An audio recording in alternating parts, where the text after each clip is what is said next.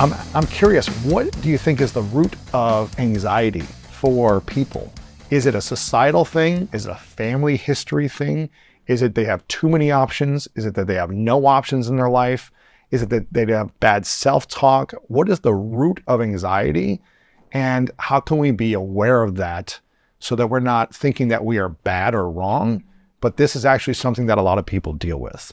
So the true honest answer to your question is yes. Yes. Anxiety is simply a smoke alarm in your kitchen, letting you know that something's on fire. And it can be, your back bedroom could be on fire, your bathroom could be on fire, your couch could be on fire. It's just letting you know there's smoke in the house. And so I love that how you ask that question, because if you're anxious, it often means your body's working perfectly. It's letting you know, I've identified something in the ecosystem or a number of things that you're not safe, you're not okay. And in our culture, we're so uncomfortable with that alarm system that we race up, we climb up, we pull the batteries out, and it gets quiet, and we go, we numb it, distract, we run away from it. And then our house burns down around us. Interesting. And so there's a new conversation happening in mental health circles, which is we spent 150 years telling people that their bodies are broken. Their minds don't work right. What if their minds are working perfectly and the world we're constructing around each other is telling our bodies, you're not all right anymore? And so I think anxiety could be, like Dr. Wendy Suzuki says, it can be a friend. It can be a loud and annoying friend and a crippling friend, but somebody trying to get your attention for the good. When someone is feeling a sense of overwhelm and their anxiety is heightened throughout the day, or they feel like I can't get any sleep because I'm anxious about something, I feel like something's off, and it's almost becoming chronic now. It's happening for weeks, months, years. How do they get out of that? I know there's lots of different tools, but how do they eventually get free of anxiety? Or do we always have some level of anxiety? So what I don't want to do is live in a house without a smoke detector. I don't want to be in that home. It's not safe. And so I'm not going to go to war with anxiety. What I'm going to begin to ask myself is this: why does my body keep identifying things in my ecosystem, in my environment, in my relationships that tell me I'm not safe? And that's the question we got to answer. So I'll say it this way, and it's a little dramatic and a little bold. If your body has identified you're lonely, if your body has identified, and the great Bessel van der Kolk, body keeps the score. If your body is letting you know that I think you're about to get fired, if your body's letting you know, hey, you got 6 figures of student loans and a mortgage and 2 car payments, it would be failing you if it let you sleep all night. It would be failing you if it let you sit fully present in an intimate moment with your romantic partner. It'd be failing you because death is at the door. Wow. Right? And so instead of, I need to figure out some hacks to sleep throughout the night. No, you're waking up at 2:30 in the morning because your body's doing its job. You're not safe. The goal is to try to figure out, okay, what's my body identifying that's not safe? That's the work. Not because you'll sleep. You'll sleep. You will be able to wake up without coffee or have coffee because you want it, not because you have to have it. Right.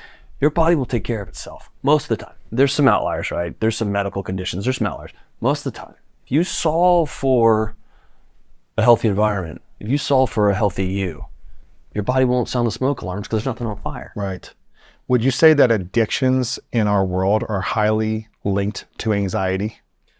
I think addiction is, so going back to the analogy about the smoke detector, addiction is getting up on a ladder and duct taping a pillow over that alarm.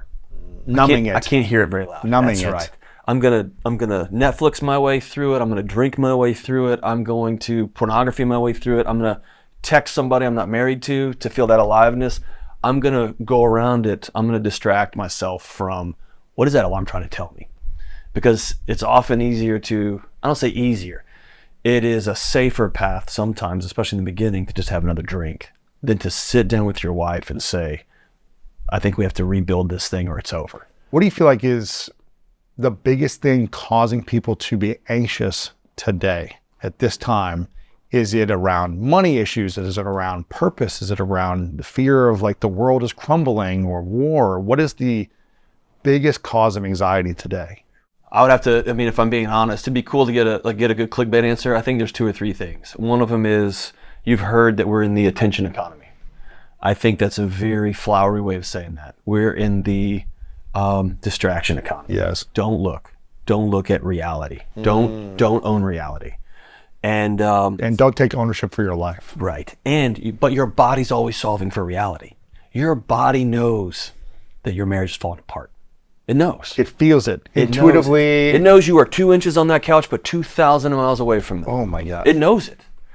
And I can be on my iPad and my wife can be on her phone and we can be scrolling and we're married and we're this close. But our bodies know that gulf is 1,000 miles. Wow. Our body knows if your boss has started to send projects to that guy. Your body knows, hey, this isn't looking good, right? Your body knows that every 4 years you get one vote. You get one ping pong ball toss. That's it. Right. That's it. And so it realizes how little control you have, no matter how much news I consume and how much I comment on things. Your body knows you don't have a lot of control. And so I think we don't choose reality. The second thing is we've constructed the loneliest generation in human history. And again, your body would be failing you if it let you sleep with as lonely of a world as we've constructed. Wow. You got nobody watching this side, nobody watching this side, nobody watching the kids, nobody getting food. It's all on you. And our bodies are not designed for that. It's exhausting. It hasn't evolved over bajillions of years to get to right here. So it's probably exhausting and draining. at all the same time.